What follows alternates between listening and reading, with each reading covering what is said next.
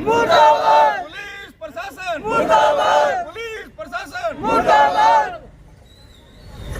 जिन लोगों के नाम आपने एफआईआर में दर्ज करवाए हैं, आप क्या चाहते हैं, उन पर क्या कार्रवाई होनी चाहिए? देखिए, आज लगातार 4 दिन से सुल्तानपुरिया गांव का जो हमारा साथी है मृतक, उसका शव लेकर के पूरा गांव बैठा है, उसका परिवार बैठा है और उसकी धर्मपत्नी के बयान के ऊपर पुलिस ने एफआईआर दर्ज की है।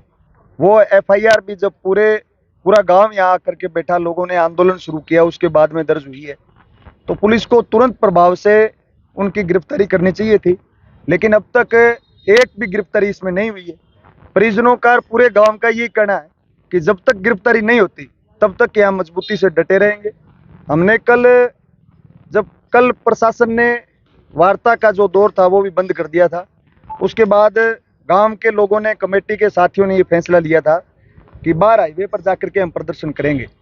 आधे घंटे तक लोग हाईवे पर बैठे, उसके बाद डिप्टी आए, आकर के बातचीत की है। उन्होंने भी ये भरोसा दिलवाया था कि जल्दी हम कार्रवाई करेंगे, लेकिन आज तक अभी तक कोई कार्रवाई नहीं हुई है। हमने एक न्याय पंचायत का आह्वान किया था कल कि अगर कोई कठोरतम कार्रवाई नहीं होती है तो निश्चित रूप से नया सिर्फ सुल्तानपुरिया गांव बल्कि आसपास के जिला भर के तमाम जो हमारे किसान संगठन हैं, उसमें चाहे संयुक्त किसान मोर्चा के तमाम घटक हों, चाहे हमारे दूसरे तमाम सामाजिक संगठन हैं, न्याय पसंद लोग हैं, उनको साथ लेकर के मजबूती से सड़क के ऊपर लड़ेंगे। 4 दिन से मृतक की बॉडी जो है मोर्चरी हाउस में पड़ी है, उसका दाह संस्कार नहीं हो पाया है और पुलिस कार्रवाई नहीं कर रही। कहीं आपको ये नहीं लगता कि कोई राजनीतिक दबाव तो नहीं है? नहीं, हो सकता है राजनीतिक दबाव, हो सकता है प्रशासनिक अधिकारियों पर कोई प्रभावशाली लोगों का दबाव हो सकता है, या फिर कोई दोषियों के साथ मिलीभगत हो सकती है। तमाम बातें हो सकती है, लेकिन जब लड़ने वाले लोग मजबूती से लड़ते हैं तो ये तमाम ताकतें धराशायी होती है। निश्चित रूप से सुल्तानपुरिया गांव और इलाके के लोगों के संघर्ष की जीत होगी और हम उम्मीद करते हैं कि इस परिवार को न्याय मिलेगा। के परिवार में कौन कौन लोग हैं? मृतक के परिवार में उनकी धर्मपत्नी है, उनके पिता हैं, उनके 2 बच्चे हैं। कि ये हमारी मदद कर रहे हो आप और हमारी आवाज़ उठा रहे हो। बात ऐसी है कि हमारे जो गांव में लड़का गुजरा है जिसकी 36 साल 35 साल उम्र थी, उनके 2 बच्चे हैं। आज वो घर सारा मुंडा मारे गया, एक सिर्फ बनिए की वजह से, सेठ की वजह से कह दो, दुकानदार की वजह से कह दो, 5-4 लोगों ने उसकी जान दे दी और आज प्रशासन बिल्कुल नहीं सुनाई कर रहा है। ठीक है, इसलिए हमारा सारो गांव, सारी बिरादरी, टोटल बिरादरी के लोग बैठे हैं। वो तो एक कुम्हार जाति से संबंध रखते थे, लेकिन यहाँ सारी जाति बैठी है, पंजाबी भी बैठे हैं, सब जाति बैठी है। आप भी देख रहे हो। अगर वो कोई ऐसी बात होती, अच्छा आदमी ना होता तो हम लोग क्यों आते हम? चलो उसकी बिरादरी तो उसके लालच में आ जाती, मदद में आ जाती, हम क्यों आते? ठीक है, तो आप लोगों को भी ये लगता है, देखो हमारी आवाज आप उठाओ।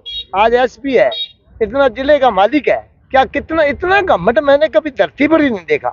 आई ऑफिसर है, वो देखो हमारी बात नहीं सुन रहा है, या क्या पूंजीपतियों की ये मतलब एसपी जो है ये पूंजीपतियों का एसपी है? क्या छोटे लोगों का एसपी नहीं है? ये हैरान की बात है। हा?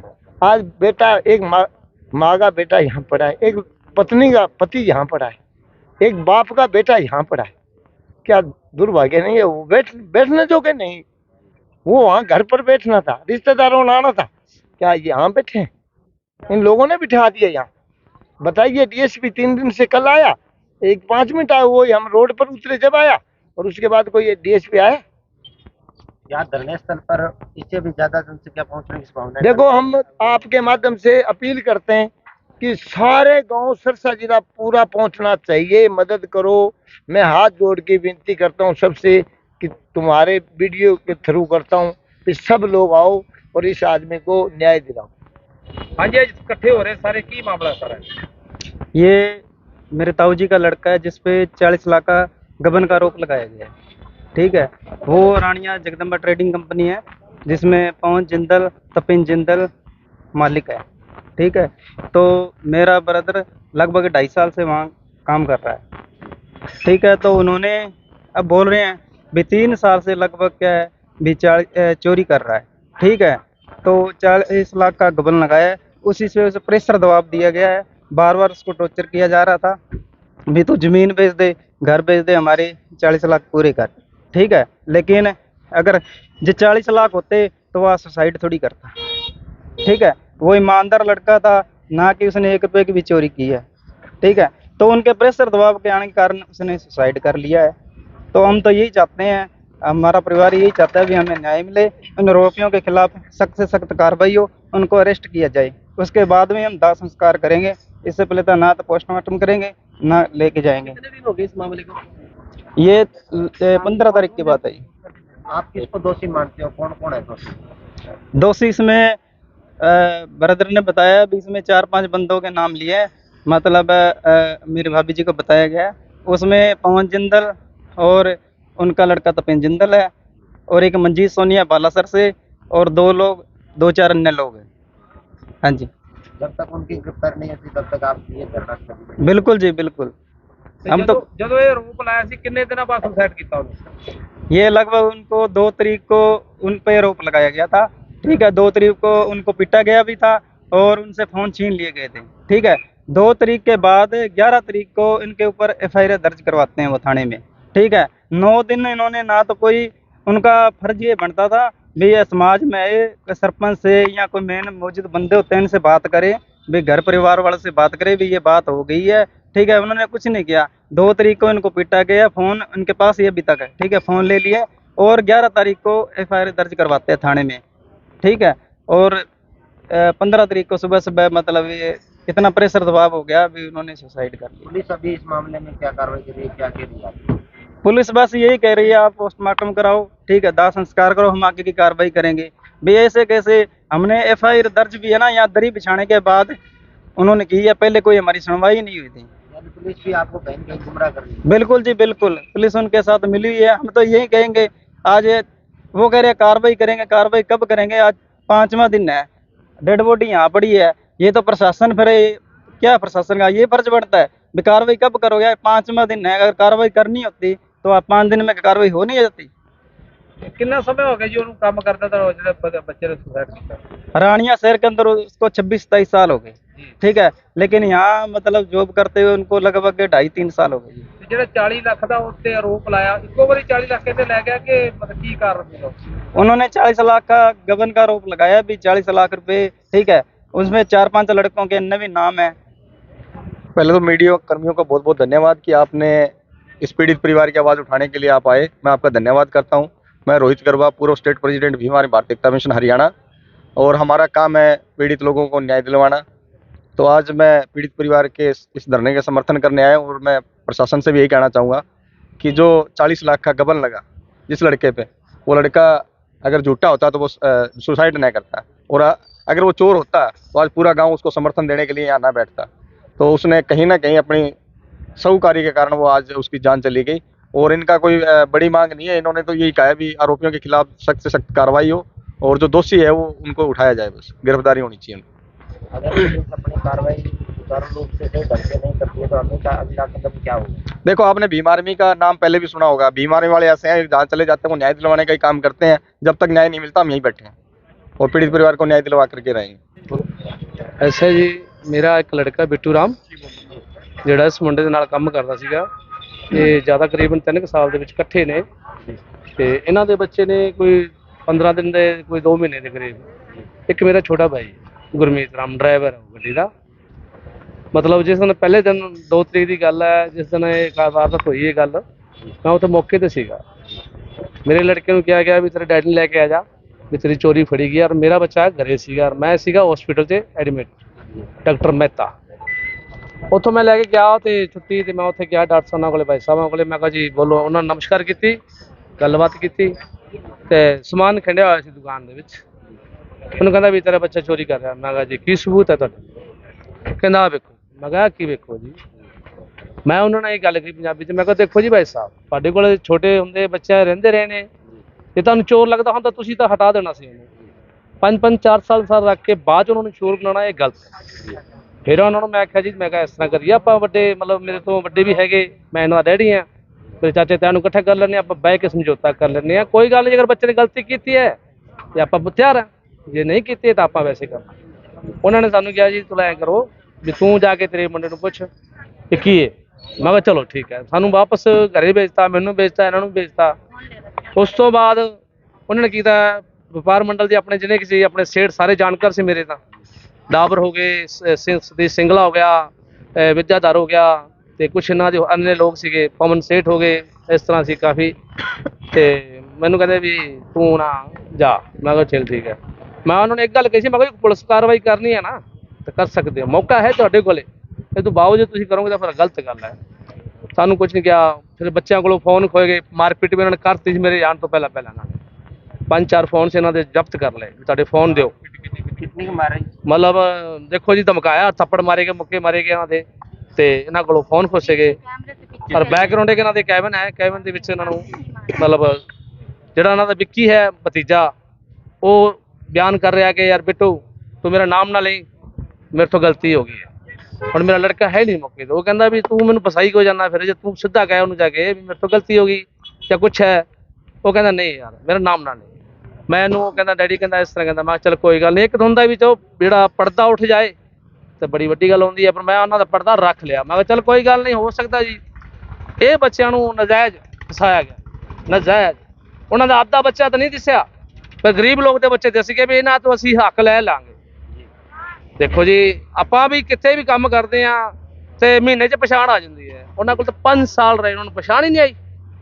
ਗਲਤ ਬੱਚਿਆਂ ਤਾਂ ਰੋਪ ਲਾਇਆ ਗਿਆ। ਜਿਹੜਾ ਆ ਬੱਚਾ ਗੁਜ਼ਰ ਗਿਆ, ਇਹਨੂੰ ਪੂਰਾ ਟੌਰਚ ਕੀਤਾ ਗਿਆ, ਪੂਰਾ ਵੀ ਹੱਦ ਤੋਂ ਜ਼ਿਆਦਾ, ਵੀ ਤੇਰੇ ਨਾਲ ਉਹ ਹੋਵੇਗੀ ਤੂੰ ਜ਼ਿੰਦਗੀ ਯਾਦ ਕਰੇਂਗਾ। ਨਜਾਇਜ਼ ਠੋਕਿਆ ਗਿਆ ਵੀ ਆਪਾਂ ਬੱਚੇ ਨੂੰ ਇੰਨਾ ਧਮਕਾ ਸਕਦੇ ਹਾਂ।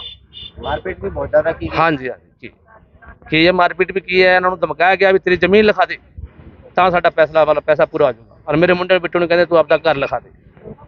ਦੇਖੋ ਜੀ, ਘਰ ਕਿਵੇਂ ਲਿਖਾ ਦਈਏ? ਸਾਡੇ ਕੋਲ 3 ਤਾਂ ਮਰਲੇ ਜਗ੍ਹਾ, ਉਹ ਵੇਚ ਕੇ ਅਸੀਂ ਰੋਡ ਤੇ ਆ ਜੀ। ਮਤਲਬ ਇਹਨਾਂ ਨੇ ਸਾਡੇ ਬਾਰੇ ਕੁਝ ਨਹੀਂ ਸੋਚਿਆ, ਇਹਨਾਂ ਨੇ ਆਪਦਾ ਸੋਚਿਆ ਵੀ ਸਾਡਾ ਹੱਕ ਪੂਰਾ ਹੋਣਾ ਚਾਹੀਦਾ। ਸਾਡੇ ਬੱਚੇ ਨੇ ਆ ਦੇਖੋ 13 ਆਪਣੇ ਜਿਹੜੀ ਅਖਬਾਰ 'ਚ ਕਢਾਈ ਹੈ, ਇਸ ਬੱਚੇ ਨੇ ਇਹ ਹੋ ਗਿਆ ਵੀ ਮੇਰਾ ਕੋਈ ਨਹੀਂ ਕਰਦਾ। ਇਹਨੇ ਸਾਰੇ ਸੁਸਾइड, यानी आरोपियों ने ब्लैकमेल करने का प्रयास किया? ਪੂਰਾ ਪੂਰਾ ਮੈਂ ਕਹਣਾ ਜੀ, ਤਪਨ ਹੈ ਨਾ ਉਹਨਾਂ ਦਾ ਲੜਕਾ, ਤਪਨ ਸੰਜੇ ਸਿੰਘ ਦਾ, ਉਹ ਇਹਨਾਂ ਨੂੰ ਇੰਨਾ ਟੌਰਚ ਕਰ ਰਿਹਾ ਸੀ ਵੀ ਤੁਹਾਡਾ ਜੀਣਾ ਹਰਾਮ ਕਰ ਦਾਂਗੇ, ਤੁਹਾਨੂੰ ਕਾਲ ਕੋਠੜੀ ਦੇ ਵਿੱਚ ਸੁੱਟਾਂਗੇ। वो जो जिनके यहाँ बेटा काम करता है, मैंने कहा भाई साहब क्या बात होगी, हमें तो बुलाते दुकान पे, जो तेरे बेटे ने ऐसे किया है। कहता है आपके, हाँ तनख्वाह भी पड़ी है, फोन भी हमारा पर है। वो कहते हैं कुछ नहीं किया तो ये बताए तो सही, इन लोगों ने किया है चोरी, तो इनका नाम तो बताए। हमने कहा हम क्यों नाम बताए, हमें क्या पता है, हमें कुछ नहीं पता है वहाँ दुकान का। मेरा बेटा उनके कंप्यूटर पे कोई मतलब काम करता था। कहता है ना मैं माल लोड करूँ, ना कुछ लेना देना, हम क्यों करें। फिर ये 4-5 बच्चे एक जगह इकट्ठे होते थे हमारे घर पे और बात करते थे कि ऐसे फंसा दिया, अब हम क्या करें, हमारी बेइज्जती। जब मैं उनके घर गई ना, कहती है अभी क्या हुआ है, हम तो जूतों की माला पहना के रानिया मार्केट में 5 को निकालेंगे। फिर वो बच्चे और डर जाते। मेरा बेटा कहता है मम्मी तू उनके घरों में काम करके जाएगी तो वो बेइज्जती करेंगे, तो हम मतलब क्या करें। मैं बोली बेटा गलत कदम नहीं उठाना है।